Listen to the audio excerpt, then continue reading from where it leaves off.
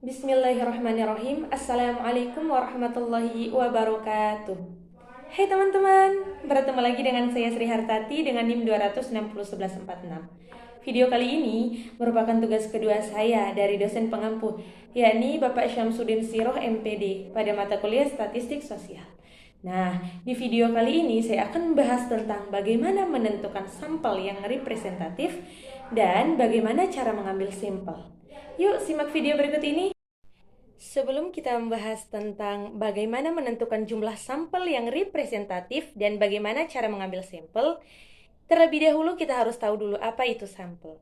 Sampel dapat diartikan sebagai bagian dari jumlah dan karakteristik yang dimiliki oleh suatu populasi. Pengukuran sampel dilakukan melalui statistik atau berdasarkan pada estimasi penelitian, guna menentukan besarnya sampel yang diambil dalam melaksanakan penelitian suatu objek. Nah, sementara teknik pengambilan sampel atau teknik sampling merupakan suatu cara atau teknik yang digunakan dalam menentukan sampel penelitian. Nah, setelah kita tahu apa itu pengertian sampel, kemudian kita beralih ke topik pembahasan yang pertama, yakni bagaimana menentukan jumlah sampel yang representatif. Ada beberapa tahap yang harus dilakukan agar diperoleh sampel representatif. Yang pertama, ada yang namanya mengidentifikasi populasi target. Populasi target adalah populasi spesifik yang relevan dengan tujuan atau masalah penelitian. Contohnya, populasi targetnya adalah bank yang beroperasi di Lombok Barat. Maka, peneliti dapat mengidentifikasi para manajer cabang bank yang memimpin bank di Lombok Barat. Dalam menentukan populasi target, kita sering terkecoh. Misalnya, populasi target adalah para manajer pembelian dari perusahaan pelanggan. Peneliti ingin mengetahui perilaku produk tertentu, tapi ternyata yang mempengaruhi keputusan pembelian bukan manajer pembelian para pelanggan, namun manajer teknik. Maka dari itu, peneliti harus benar-benar tahu pelaku yang sebenarnya. Yang kedua, memilih kerangka pengambilan sampel. Kerangka sampel adalah daftar elemen-elemen populasi yang dijadikan dasar untuk mengambil sampel. Kita ambil contoh misalnya, populasi target kita yakni mahasiswa UIN Mataram. Jika peneliti menggunakan daftar mahasiswa UIN Mataram, ada kemungkinan belum memuat mahasiswa baru maupun mahasiswa yang telah lulus. Jadi, perbedaan antara elemen populasi target dengan elemen kerangka sampel merupakan sumber kesalahan yang berkaitan dengan kerangka sampel. Kemudian yang ketiga, menentukan metode pemilihan sampel. Secara umum, ada dua jenis teknik pengambilan sampel, yakni sampel acak atau random sampling yang dikenal juga sebagai probability sampling dan sampel tidak acak atau non-random sampling yang dikenal juga sebagai non-probability sampling. Kemudian yang keempat, merencanakan prosedur penentuan unit sampel. Unit sampel adalah suatu elemen atau sekelompok elemen yang menjadi dasar untuk dipilih menjadi sampel. Kemudian yang kelima, menentukan ukuran sampel. Ukuran sampel sangat tergantung dari variasi populasinya. Semakin besar dispersi atau variasi populasi, maka semakin besar ukuran sampel yang diperlukan agar estimasi terhadap parameter dapat dilakukan dengan akurat dan memenuhi presisi. Ukuran sampel juga dipengaruhi oleh keyakinan peneliti dalam melakukan estimasi. Kemudian tahapan yang terakhir, yakni menentukan unit sampel. Pemilihan sampel dapat dilakukan satu tahap atau beberapa tahap. Elemen-elemen dalam unit sampel pada prosedur pemilihan sampel satu tahap adalah sama dengan elemen-elemen dalam kerangka sampel.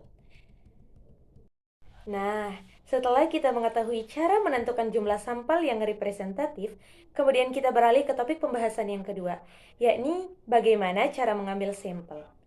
Secara umum, ada dua jenis teknik pengambilan sampel, yaitu sampel acak atau random sampling yang biasa dikenal dengan probability sampling dan sampel tidak acak atau non-random sampling yang dikenal sebagai non-probability sampling.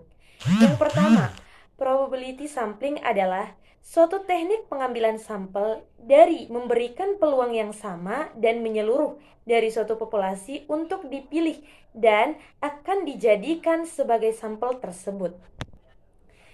Adapun teknik-teknik dalam probability sampling, yakni sample random sampling, yaitu suatu teknik pengambilan sampel secara sederhana namun acak pada suatu populasi. Yang kedua ada yang namanya proportionate stratified random sampling, yakni teknik pengambilan sampel populasi dari yang mempunyai susunan.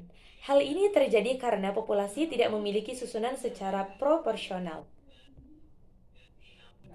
Yang ketiga ada yang namanya disproportionate stratified random sampling, yakni teknik pengambilan sampel dengan menentukan jumlah sampel bila populasi yang diteliti tidak proporsional.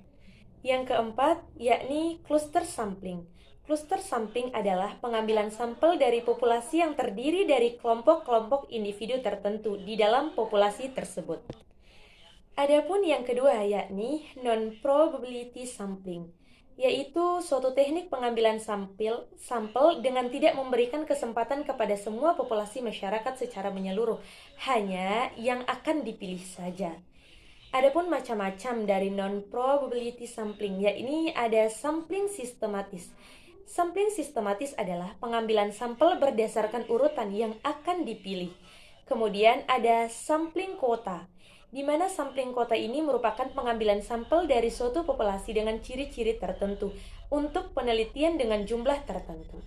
Kemudian ada sampling aksidental, di mana sampling aksidental ini adalah pengambilan sampel berdasarkan kebetulan kejadian tertentu, seperti dengan peneliti semisalnya.